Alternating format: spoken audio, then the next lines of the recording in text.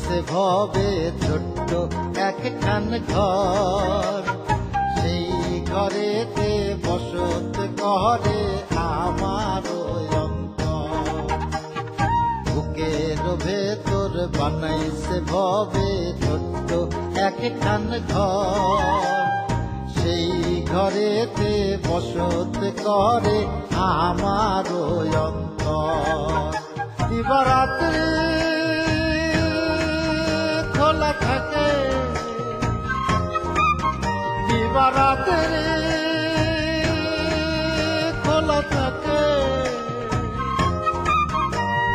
সেই নয়া জগ ঘর আমার অন্তর।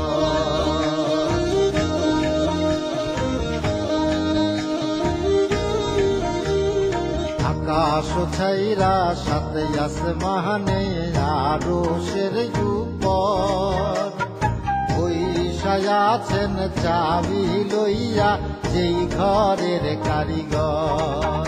যাহা চাই তাহা পাই, মনের হাউ শূন্যে ওরাই, আহা লাগে কি সুন্দর আমার অন্তর।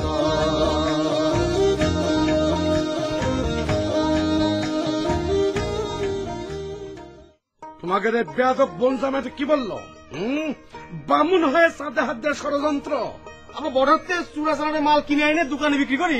লেখত চেহারা দেখে তো মনে হচ্ছে কিছু একটা ষড়যন্ত্র করতে এসেছো, তা বলে ফেলো। আরে সম্মান তো করতাম, জানতাম, কিন্তু এই যে কাবিন নামা খান দেখার পর থেকে সম্মান কনে যাবে।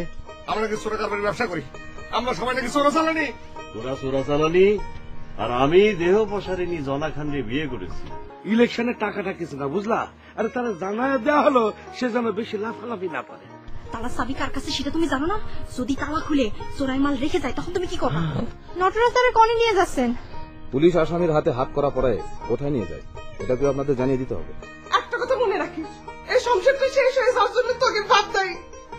মা, আরেকবার ভাইবে দেখলে হতো না? বাপরে মদত দিয়ে ইলেকশনে কন্টেস্ট করতে আগায় দিছে। তোমার ষড়যন্ত্র আমি বুঝে না মনে করতেছো? হাসান আরেকখান চর খাবা। স্বর্ণলতার কথাটা শোনে, ওর ষড়যন্ত্রের শেষটা দেখে তবে যা।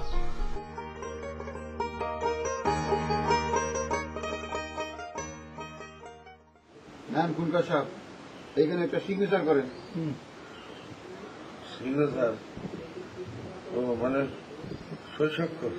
আরে সিগনেচার মানে তো শৈশব, সেটাকে ভুলে গিয়েছেন নাকি? কি হয়েছে খুনকার সাহেব? আপনি হঠাৎ করে কেউ মিনি চড়াই সমস্যাটা কি? আরে তোমরা তো সবাই তো নিজে নিজে ধান দেয়, কিন্তু একটা কথা তো কেউ মনে করতেছে না। বুঝছেন? তাহলে কাল রাতে একটা অপারেশনে পাঠানো হলো, তারপরে কোনো খবর নাই। বোকা, বুঝছেনের খবর জানো?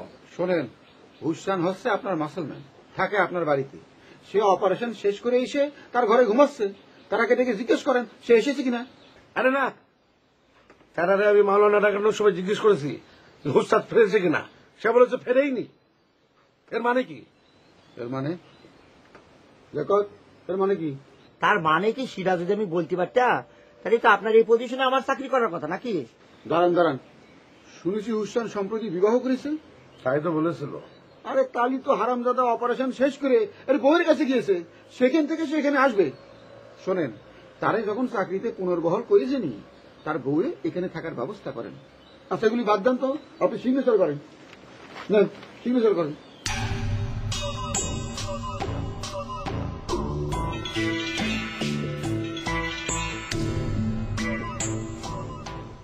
ও অমুকা, সিগনেচার করতে গিয়ে হাত কাঁপছে কেন? সেটা একা বাঁকা হয়ে যাচ্ছে। আরে টেনশন, নমিনেশন পেপারে সিগনেচার করার সময় তো টেনশন থাকবেই। আপনি না বললে আমারও যেন আমি সিগনেচার করে দিচ্ছি। তুমি করবো আমার সই? অসুবিধা কি? আরে আমি তো সই না করলে চ্যাম্পিয়ন। ধলাসার বিয়ের কাবিনে নকল করে দিয়েছি না, আরে সই তো সুদা, আমি করে দিচ্ছি। চুপ কর আরাম দাদা। মুখা, একটা চল লাগাও তো, চল লাগাও। নিজের অপকর্মের কথা তো বুক ফুলে বলে কেন? হ্যাঁ লাগাও, চল লাগাও। শোনেন খুনকার সাহেব, এই শুভক্ষণে চড়াবার দরকার নেই। ইউন অফিসে চলেন, এতক্ষণে আপনার সাপোর্টারটা সেখানে পৌঁছে গিয়েছে। চলেন বলে যাওয়া যায় নাকি? আর দোয়া দরুদ না পড়ে নমিনেশন পেপার জমা দেওয়া যায়? তার উপরে এবার আমি একটু টেনশনে আছি। তোমার মালা ভাবি বাপের বাড়ি চলে গিয়েছে, আর সে যদি ওই বাপের বাড়ি গিয়ে তার ভাই বোনদেরকে নিয়ে আমার বিরোধিতা করে তাহলে তো আমার কেল্লা ফতে। তাই শক্ত দোয়া লাগে, বুঝেছো? আরে মৌলানা ডাক্তার আপনি কারে পাঠাচ্ছে? এত দেরি করতেছে কি জন্য? আরে তেরারে পাঠাইছে বললো না, আসুক, তারা নেই, শক্ত দুয়া ছাড়া সমস্যা আছে। তা অবশ্য ঠিক। খোলা থাকে। দোলন, এ দোলন, একটু শুনে যাই দিকে।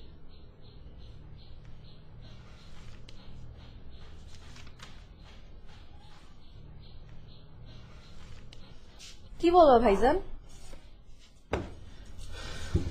আচ্ছা, আম্মা যে এই বাড়ি থেকে চলে গেল, এটা আমি কিছুতেই মেনে নিতে পারতেছি না।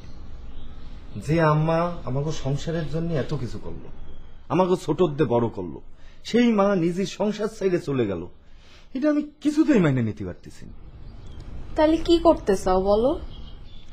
আব্বা যাতে ভোটে না জিততে পারে তার ব্যবস্থা করতেছে।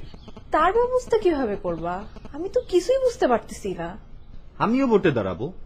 আব্বা নমিনেশন পেপার জমা দেওয়ার আগেই আমি ইউনো অফিসে গিয়ে নমিনেশন পেপার জমা দেব। তুমি চেয়ারম্যানের ইলেকশন করবা? তাই হয় নাকি? জিততে পারবা তুমি? জিতার জন্যই তো ইলেকশন করব না, আব্বারে হারানোর জন্য ইলেকশন করব। এলাকাবাসী যখন দেখবে যে বাপের বিরুদ্ধে ছেলে দাঁড়াইছে, তখন এলাকাবাসী আব্বারে আর ভোট দেবে না। কথাটা অবশ্য ঠিক, বাপের বিরুদ্ধে ইলেকশন করলে বাপ ছেলে কেউই ভোট পাবে না। কিন্তু তুমি কি সত্যি সত্যি তাই করবা? হ্যাঁ, তাই করব। এছাড়া মারে আর এ বাড়িতে ফিরে আনা যাবে না, আর আব্বা হেরে গেলে মা নিশ্চয়ই এই বাড়িতে ফিরে আসবে। তালি পরে তাই করো, কিন্তু আব্বারে কি বলবা? কি বলবো মানে, যা করতে যাচ্ছে তাই বলবো। আব্বা আমার কি করবে? বাড়িতে বাইর করে দেবে? দিগ্গে, আমি দরকার হলে মামা বাড়ি যেয়ে থাকবো। ঠিক আছে, থাকো।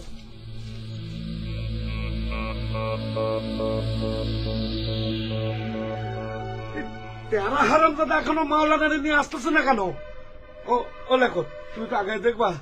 ওরে কোন কাকা, আপনার তো স্থিরে বসেন তো নেই, বুঝলেন না? এখন মাওলানাগের একটু বিজি টাইম চলতেছে, গ্রামে মেলা মেম্বার ক্যান্ডিডেট আছে, তারপরে দোয়া দরদ করে তারপর আসবে। ও বাবা, কোথায় যাচ্ছ? আমি একটু ওই ইউনো অফিসে যাচ্ছি। বাবা, সুবহানাল্লাহ। বাপরে নমিনেশন পেপার জমা দিতে যদি ছেলে তার সাথে যায়, তাহলে তার যে অসুবিধার কি আছে? তাতে পাবলিকের সাপোর্ট বাড়ে। হ্যাঁ, সেটা ঠিক আছে, কিন্তু ধরেন যদি বাপ ছেলে একসাথে গিয়ে দুইজনই নিজের নিজের নামে যদি নমিনেশন পেপার জমা দেয়, ব্যাপারটা কিরকম হবে? অমুকা কি করছে বেনুখনকার? কথাটা একটু খুলে বলবো আব্বা? আমি ইউনো অফিসে যাচ্ছি নিজের নামে নমিনেশন জমা দিতে। আমি চেয়ারম্যান ইলেকশন করব। আমি আগের থেকেই বলে রাখি আব্বা, আপনার ভোটটা কিন্তু আমারে দিয়েন। মুকা চাচা, লেখত মামা, আপনাদের ভোটটাও কিন্তু আমি চাই। হ্যাঁ দেব। কি বললে তুমি? না, বললাম যে আপনাদের ভোটটাও আমারে দিয়েন। আসি, আসসালামু আলাইকুম। দাও, ও বাজান চলে যাও না, বাজান আমার মাথায় বাড়ি মেরো না, বাজান। ও মুখা ওর একটু দাঁড়াও, ওকে আটকাও। আরে বাপ্পাটা কি পথে কন্টেস্ট করবে? আমার তো 12টা বাজে যাবে রে। আরে দূর জাতি যান, মা বাড়ি ছেড়ে চলে গিয়েছে, ছেলের মাথা তো একটু গরম হবেই, আর মাথা গরম হলে সবাই একটু একটু পাগলামি করে। দু একদিন জাতি যান, সবকিছু ঠিক হয়ে যাবে। তাই জানো হয়। খোদা, আমার আর কত পরীক্ষা নেবে খোদা? এই যে দিলা ভাই, ওনারে নিয়ে এসেছি। এ মানুষ এত দেরি করলেন কেন? বিজি টাইম চলতেছে চেয়ারম্যান সাহেব।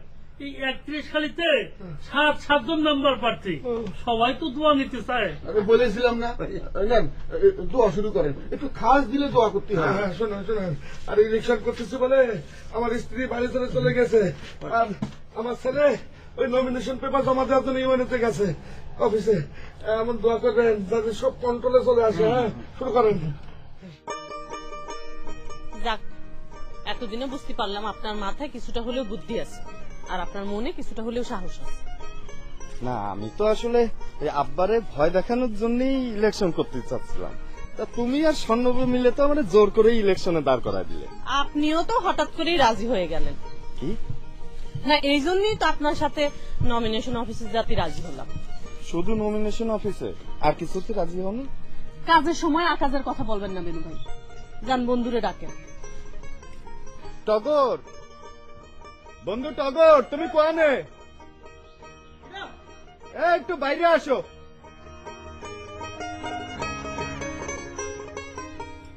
আরে বিনু, কি গো সাথে কিটা? এ কি বেকম? এর মানে কি? মানে কিছুই না, আপনারা নিয়ে এক জায়গায় যাব। আমারে নিয়ে? আমার নিয়ে? বেনু ভাই, আপনি এখানে কি মনে করে? আর পেকো, তুই কি বলে বেনু ভাইয়ের সাথে ঘুরতে বেড়াছিস? যাদের বাড়ি থেকে আমগেরে অপমান করে বাড়ি করে দিচ্ছে, তুই তার সাথে ঘোরাঘুরি করছিস? তুই এত বেহাই নিরজলি কেমনে করে? আরে মাথাটা ঠান্ডা করতো। তোরে নিয়ে এখন ইউএনও অফিসে যাব। ইউএনও ঘটনাটা কি? কিসির? এই তো জামাই, তুমি রাইট সুসময় চলে আইছো। রাইট সুসময় বলতে আপনি কি বুঝাতে চাচ্ছেন, একটু ক্লিয়ার করে বলেন তো। রাইট সময় বলতে বোঝানো হচ্ছে এখন আমরা স্লোগান করতে করতে ইউএনও অফিসে যাব। আপনি স্লোগান ধরেন।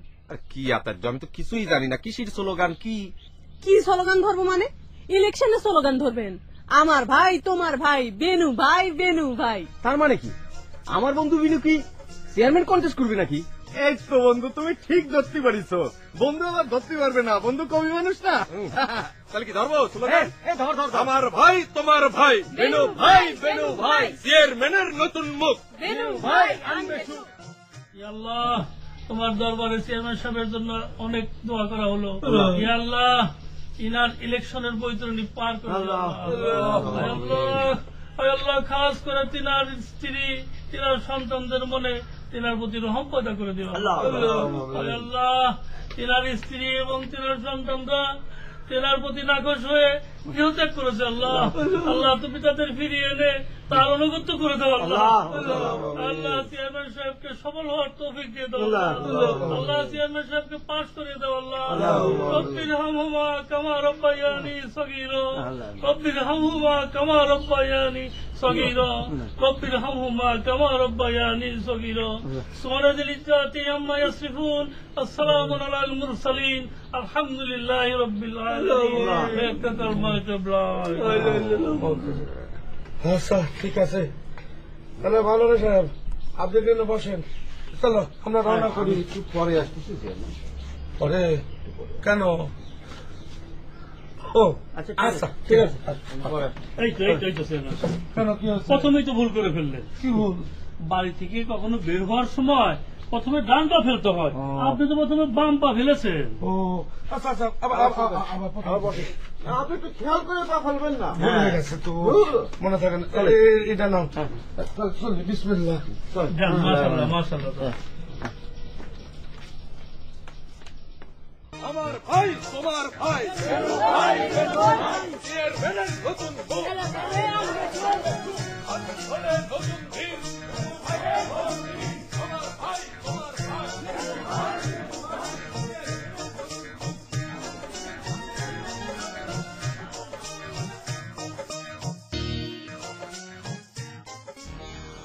লাগত ওরা মানে গম্ভীর হয়ে দাঁড়ায় আছে কেন?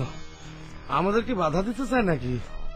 এই বাম পা ভুল করে আগে ফেলেছিস বলে কি এই সর্বনাশ হয়ে যাবে নাকি? আরে বাম পা ফেলেছে তাতে কি হয়েছে? পড়াশোনা সুদ দিয়ে দিয়েছে না, ওরা আমাকে কি করবে? এত টেনশন করতেছেন কিছু না। শোনেন, ধরা সাহেব যদি বেশি তেরিবিরি করে তাহলে মানে যারা কারার সাথে কাবিন নামাখান আছে সেটাতে এই এলাকার সম্মানে 12টা বাজায় দেবে।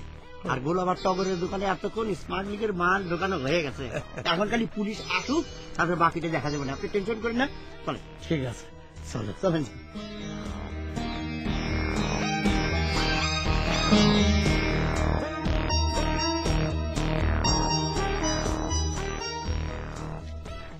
কি ব্যাপার, তোমরা কি চাও আমার স্বর্ণ?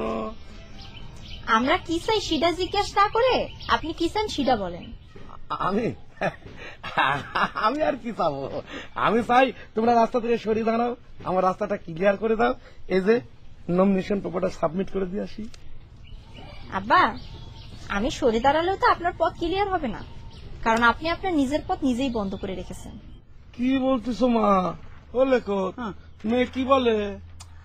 ওরে মা, এখন পথ আলগে দাঁড়ার সময় না, পথ থেকে সরে দাঁড়াও। যাও, তোর বাবারে জাতি দাও।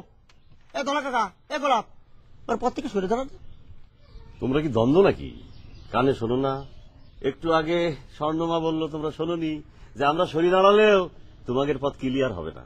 ও বুঝতে পেরেছি, তোমার অপকর্মের কথা আমরা ধরে ফেলেছি বলে তুমি আমার মেয়েরে পটায়ে আমারে উচিত শিক্ষা দিতে চাও না ধলাশাই?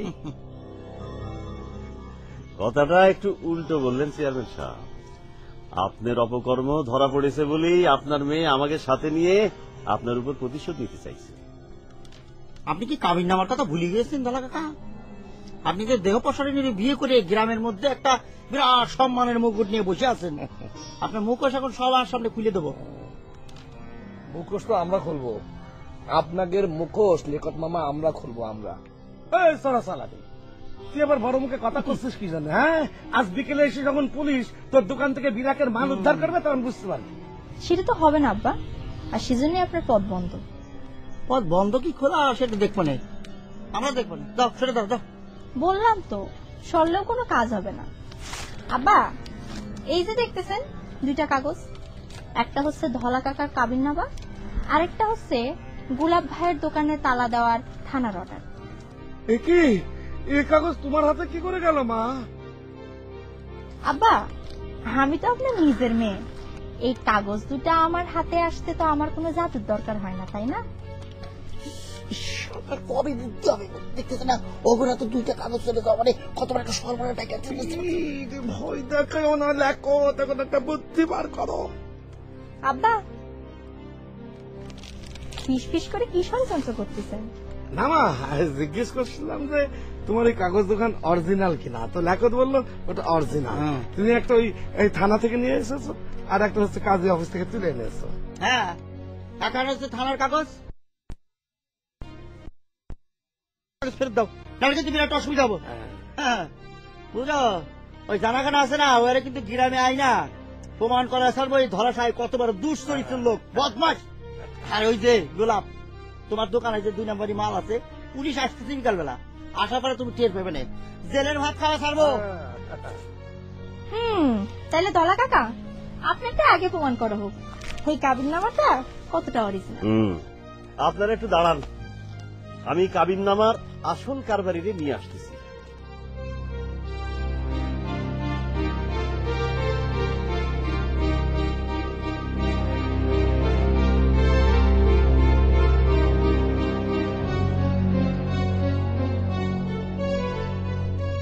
ভাবি সাহেব, ভাবি সাহেব,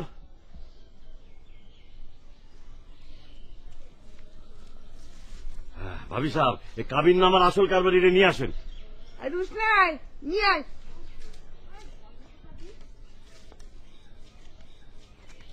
এই যে নেন আপনার কাবিননামার আসল কারবারিরে নেন। এই ঘটনা কিরাম ঘটতেছে দেখতেছেন তো ভাবি? সব আমি দেখেছি, সব একেবারে সিনেমার দৃশ্য মনে আসছে। চলেন কাজী সাহেব, ওই জানা খানের সাথে আমার বিবাহটা কবে, কখন, কোথায়, কিভাবে দিয়েছেন সেটা সবার সামনে খুলে বলবেন। চলেন চলেন চলেন।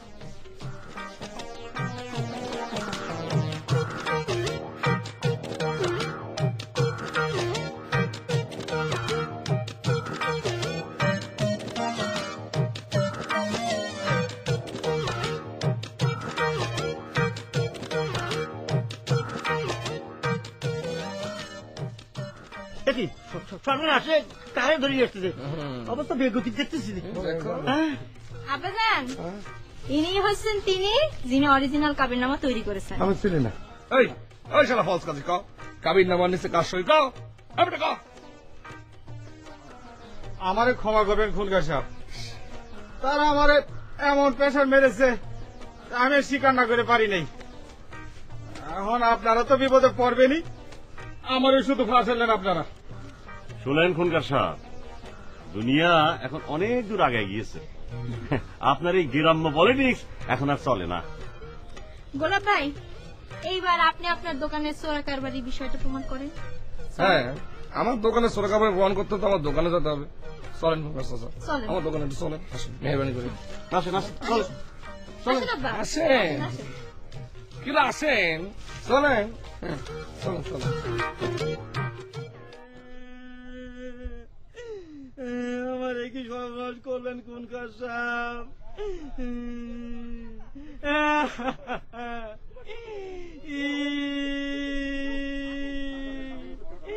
আমার আমার কি সর্বনাশ করলেন খুনখার সাহেব, খুনখার সাহেব। চাকরি ছিল না সেটাই ভালো ছিল, চাকরিতে পূর্ণ বহাল করে আমার কি সর্বনাশ করলেন খুনখার সাহেব। তুই যে এমন করে ধরা খেয়ে যাবি তাকে আমি আগে জানতাম।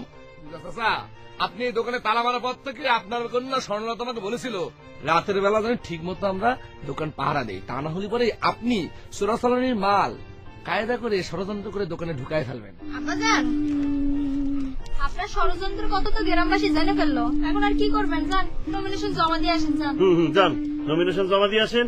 আর এদিকে আমরা গ্রামে গ্রামে সবাই জানান দেই যে আপনার চরিত্র ফুলের মতন পবিত্র। হুসেন ভাই, আপনারা তো আমাদের সাথেই থাকতে হবে, কারণ আপনি তো গ্রামবাসীকে বলবেন যে আপনারে দিয়ে আব্বা কি কি অপকর্ম করাইছিল। যে সেটা কি সম্ভব? চেয়ারম্যানের কুকিতে জানায় আমি মরবো নাকি? মনে করে দেখ হুসতান, তুই স্বপ্ন দেখেছিলি কেউ একজন তোরে আগুনে ঝাঁপ দিতে বলছে, তুই ভয়ে আগুনে ঝাঁপ দিতে চাচ্ছিস না, কিন্তু যখন ঝাঁপ দিলি তখন দেখলি যে সেটা আগুন না পানি। এই হচ্ছে তোর আগুনে ঝাঁপ দেওয়ার সময়। ঝাঁপ দে, কোনো ভয় নাই। আমি আগুনে ঝাঁপ দেবো। আমি আপনার সাথে গ্রামে সব ঘুরে ঘুরে খুনকার সাহেবের সব কুকীর্তি ফাঁস করে দেবো। আমি যাবো আপনাকে সাথে, যাবো। চল তারা যান খুনকার চাচা, যান এবার যান, এবার গিয়ে নমিনেশন পেপারটা সাবমিট করে আসেন। যান। বলে তুই মুখাতে বদবুদ্ধি আসলো না। আপনি তার দোষ দিচ্ছেন কিসের জন্য? আরে ধুর, সকালবেলা আপনি যে পাম্প পাম্পতে যাত্রা শুরু করলেন, সব ডিস্টার্ব হয়ে গেল এখানে। চলে যাই, এনে তাই কি হবে? চল চল চল।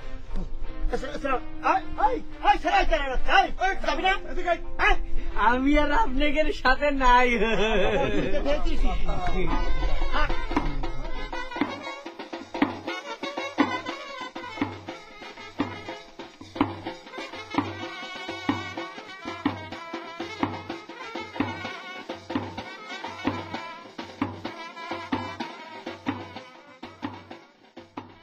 এখানেই শেষ হয়ে যায় দিবারাত্রি খোলা থাকে নাটকের গল্প।